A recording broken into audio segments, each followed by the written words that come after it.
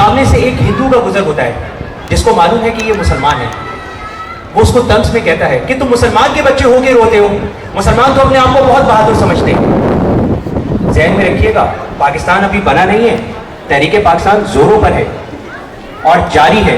वो बच्चा गिर चुका है, चोट लगी है, खून बह रहा है, रो रहा है, और एक हिंदू उस पर तंज कर रहा है। उस बच्चे का जवाब सुनिए। उस बच्चे ने कहा, मैं इसलिए नहीं रो रहा कि मुझे चोट लगी है और खून बह रहा है, मैं इसलिए रो रहा हूं कि जो खून मैंने अपने वतन की आज़ादी के लिए बचा के रखा था वो सड़क पे गिर के ज़ाया हो गया।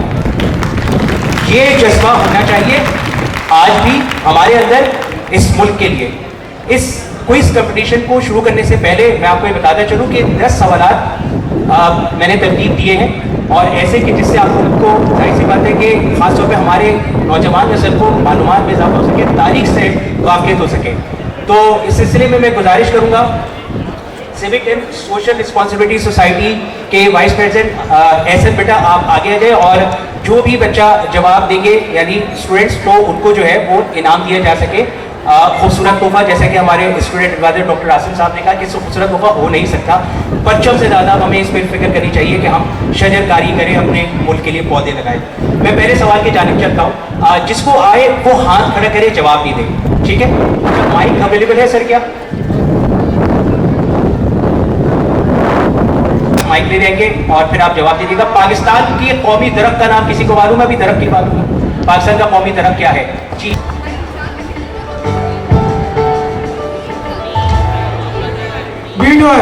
जवाब दुरुस्त है, देवदार। तालियां होनी चाहिए। इनको पौधा गिफ्ट किया जाए, और मकसद यहाँ पे ये है कि हमें मालूम होना चाहिए पाकिस्तान का कौमी दरख्त देवदार है, पाकिस्तान का कौमी परिंदा चकोर है, पाकिस्तान का कौमी जानवर मारखोर है। हम कौमी फूल के बारे में तो जानते हैं कि चंबेली है, कौमी खेल के बारे में तो जानते हैं कि वो हॉकी है, टेक्निकली उसका नाम फील्ड हॉकी है, लेकिन कौमी दरख्त, कौमी परिंदा और कौमी जानवर भी मालूम होना जरूरी है। ये 14 अगस्त 2001 को डिक्लेयर किए गए थे। मैं दूसरे सवाल की जानिब चलता हूँ। अच्छा चलिए ठीक है, जो जवाब देते रहे वो यहीं पे आ जाए ताकि हम आखिर में एक साथ इनाम देंगे, सर कह रहे हैं। मैं दूसरे सवाल की, यौमुल फुरकान किस तारीख को, और बहुत मशहूर तारीख है ये, मैं आपको बता दूं जी। वो ऐसे वो पीछे स्टूडेंट वो जो है बेटा आ रहे हैं, वो आपके पास, हाँ जवाब देंगे जी। 17 रमजान मुबारक यौम बदर। देखिए मैंने सवाल किया था बेटा तहरीक पाकिस्तान का, इस्लामी तारीख में कहा जाता है यौम बदर को। तहरीक पाकिस्तान में किस तारीख को यौमुल फुरकान फैसले का दिन कहा जाता है? वो इस्लामी तारीख में 17 रमजान को यौमुल बदर कहा जाता है। तो सवाल में मेरा तहरीक पाकिस्तान है जी, बहुत मशहूर तारीख है जी। पीछे वो देखिए वो स्टूडेंट, सर वो पीछे देखिए, ऐसा था वो बच्ची, अब तो मेरे ख्याल से बचा नहीं। 23 मार्च। जवाब दुरुस्त है, 23 मार्च। 23 मार्च को यौमुल फुरकान यानी फैसले का दिन कहा जाता है तहरीक पाकिस्तान में, और इस्लामी तारीख में 17 रमजान कहा जाता है यौम बदर को। अच्छा मैं तीसरे सवाल की जानिब चलता हूँ, ये भी बहुत आसान क्वेश्चन है। कायदे मिल्लत तहरीक पाकिस्तान के किस रहनुमा को कहा जाता है? कायदे मिल्लत जी, ऐसा ये सर से वो पीछे स्टूडेंट से जवाब दीजिए, जो पीछे खड़ी में आप। हाँ लियाकत अली खान। जवाब दुरुस्त है, लियाकत अली खान। आगे आ जाइए आप भी। लियाकत अली खान ज़हन में रखिएगा कि कायदे मिल्लत भी कह बात आपको बताऊँ, ये जो हमारी शाहराह कायदीन है कराची की, ये इसीलिए है कि ये मदार कायद की जानिब जाती है, और कायदे आज़म और कायदे मिल्लत, इसकी वजह से इसको शाहराह कायदीन भी कहा जाता है। अच्छा क्योंकि दोनों के यहाँ पे कब्रें मौजूद हैं मदार कायद में। मैं अगले सवाल की जानिब चलता हूँ। 14 सवाल है कि हम ये तो जानते हैं कि पाकिस्तान का कौमी तराना किसने लिखा, ये बताइए कौमी तराने की धुन किसने तरतीब दी? कोई एक लफ्ज भी क्या जी? हाथ खड़ा किया जी, इनके पास जाएंगे साहब, ये स्टूडेंट साहब जिन्होंने हाथ खड़ा किया जी। नहीं वो तो उन्होंने लिखा है, धुन किसने, वो जो ऐसे वो देखिए पीछे स्टूडेंट, हाँ जी आ जाइए, बिल्कुल ठीक जवाब है अहमद गुलाम अली छागला। जवाब दुरुस्त है, थोड़ा सा उसका होता प्रोनाउंसिएशन में, छागला मशहूर है, अहमद गुलाम अली छागला, इन्होंने पाकिस्तान के कौमी तराने की धुन तरतीब दी। अच्छा देखिए मैंने सवाल की तरतीब ऐसी रखी है कि थोड़ा ऐसा हो कि जो सबको मालूम ना हो और मालूमात में इजाफा भी हो। ये भी ध्यान में रखिएगा, पहले धुन बनाई गई थी 1949 में, बाद में कौमी तराना लिखा गया था और इसकी कमेटी ने 722 तराने रद्द करके हफीज जालंधरी का कौमी तराना मंजूर किया है। ये एक बहुत बड़ी बात है। 38 साल इस कौमी तराने की धुन में इस्तेमाल किए गए थे और 1953 में पहली बार इसको रेडियो किया गया था। तो अहमद गुलाम अली छागला, ये नाम याद रखिएगा, जिन्होंने कौमी तराने की धुन तरतीब दी, कौमी तराना लिखा हफीज जालंधरी ने, ये ज्यादातर लोग जानते हैं। नेक्स्ट क्वेश्चन पे जाने चलता हूँ। बताइए कि पाकिस्तान का सबसे हैदर किसे दिया गया? जी, हाथ खड़ा करें, पहला निशान है। अगर नहीं जवाब मालूम है तो मैं दूसरा आसान कर देता हूँ। इसकी जगह ये बता दें, कारगिल में 2 लोगों को निशान हैदर मिला था, कारगिल की जगह किसी एक का नाम बता, ये जरूर बता। वो स्टूडेंट ने हाथ खड़ा किया, वो पीछे, वो बच्चा, ये पीछे तक जाइए। जी बेटा आप, हाँ, सरवर मोहम्मद, पहला ही आपने जवाब दुरुस्त दे दिया, बिल्कुल ठीक है। कैप्टन सरवर शहीद निशान हैदर, आ जाइए आप। मैं आपको एक बात बताऊं, मुझे कैप्टन सरवर शहीद के घर जाने का एहसास हासिल हुआ है। मैंने निशान हैदर डिस्ट्रिक्ट रावलपिंडी तहसील गोजर खान, वहाँ उनका घर था और पहला निशान हैदर। 10 अब तक निशान हैदर मिल चुके हैं, इस बारे में बात जहन में रखिएगा। और एक जो है हिलाल कश्मीर मिला है, जो निशान हैदर के मसाबिक करा दिया गया है सैफ अली जंजुआ को। बाकी 10 निशान हैदर के बारे में मालूमात जरूर रखिए। ये मैं क्यों आप लोग से पूछ रहा हूँ कि आज के बच्चे से अगर आप पूछे वो इंडियन फिल्म स्टार के नाम बता देगा, आज के बच्चे से आप पूछे तो क्रिकेटर्स के नाम बता देगा, लेकिन आज का बच्चा इन हीरोज के नाम नहीं जानेगा। तो याद रखिएगा, वो कौमें तबाह हो जाती हैं जो अपनी तारीख को भुला देती हैं। बेजामो सबू कोई बुलाती नहीं रहता, बेहल्काए रिंदा कोई साथी नहीं रहता। जो कौम भुला देती है तारीख को अपनी, उस कौम का जोग्राफिया बाकी नहीं रहता। नेक्स्ट क्वेश्चन की जानिब में चलता हूँ। एक तहरीक थी तहरीक पाकिस्तान के दौरान जिसका नाम था हिंदुस्तान छोड़ दो तहरीक। सवाल मेरा बहुत आसान है, एक हिंदू रहनुमा ने ये शुरू की थी, उस हिंदू रहनुमा का नाम बता दें, बहुत मशहूर हिंदू रहनुमा है। जी हाथ खड़ा करें।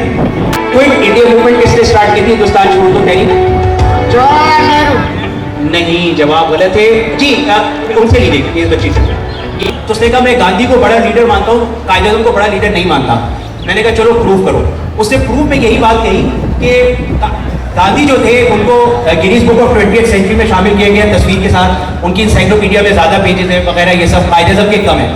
मैंने उससे सिर्फ एक सवाल किया, मैंने कहा मुझे ये बताओ कि जो लीडर अपनी बात कहे और पूरा करके ना दिखाए, क्या तुम उसको लीडर मानोगे? कहने का नहीं। मैंने कहा 1942 में गांधी ने कौन सी तहरीक शुरू की थी? कहने का हिंदुस्तान छोड़ दो तहरीक। मैंने कहा कायदे सब ने क्या जवाब दिया था? कहने की तकसीम करो और छोड़ दो। मैंने कहा 14 और 15 अगस्त 1947 को कौन सी तहरीक कामयाब हुई थी? हिंदुस्तान छोड़ दो या तकसीम करो और छोड़ दो? उसने कहा तकसीम करो और छोड़ दो। मैंने कहा फिर जीता कौन? मेरे लीडर ने तो तहरीक शुरू भी नहीं की थी और उन्होंने जीत के दिखाया, कहा और पूरा करके दिखाया। तुम्हारा लीडर तो अपनी तहरीक भी नाकाम कर गया और वो काम भी नहीं कर सका जो उसको दिया गया था, हिंदुस्तान छोड़ दो। कायदे ने कहा और वही हुआ, अंग्रेजों ने तकसीम किया और छोड़ा। ये हमारी लीडर की सक्सेस है। फिर मैंने उसको एक और बात कही, किसने कहा कि कायदे को दुनिया ने ट्रिब्यूट नहीं दिया?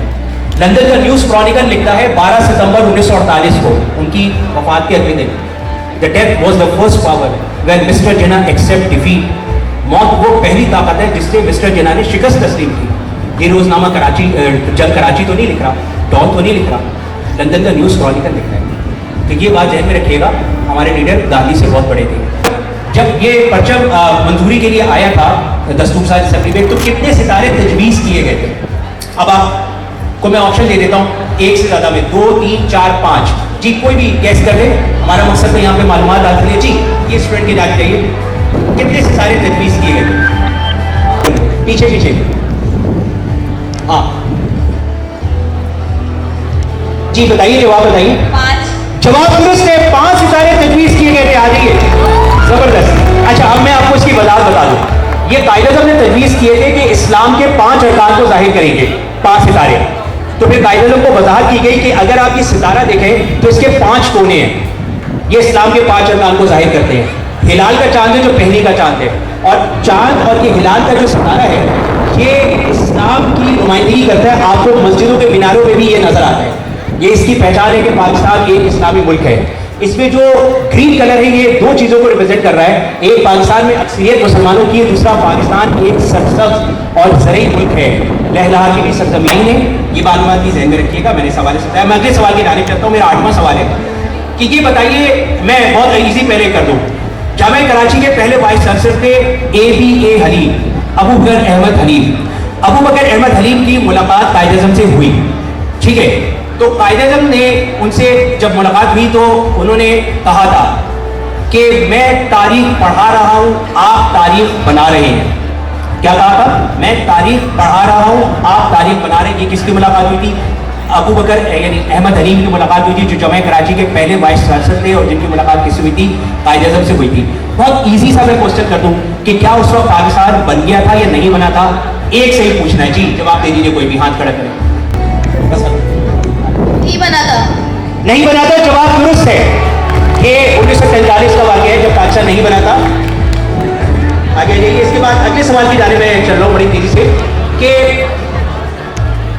दुनिया में किसी भी खेल में, अब बहुत से सुनिएगा कि आपने जैसे ओलंपिक्स में नाम देखा, अरशद नदीम का बड़ा मशहूर हुआ, तला तालिब का नाम बड़ा, इंटरनेशनल मैचेस में दुनिया का एक आदमी जिसने 555 कितने 555 कंसेक्टिव यानी लगातार मैचेस जीते और एक भी नहीं हारा, और दुनिया में ऐसा वर्ल्ड रिकॉर्ड कायम किया जो अब तक किसी का भी किसी भी खेल में नहीं है, उसका नाम बता दीजिए।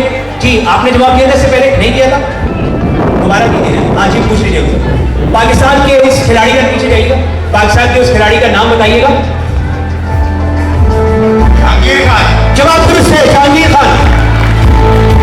स्क्वॉश के लेजेंड जहांगीर खान, जिन्होंने 1981 से 1986 तक 555 इंटरनेशनल गली मोहल्लों के मैचेस की बात नहीं कर रहा हूं मैं, 555 मैचेस जीतने का वर्ल्ड रिकॉर्ड बनाया।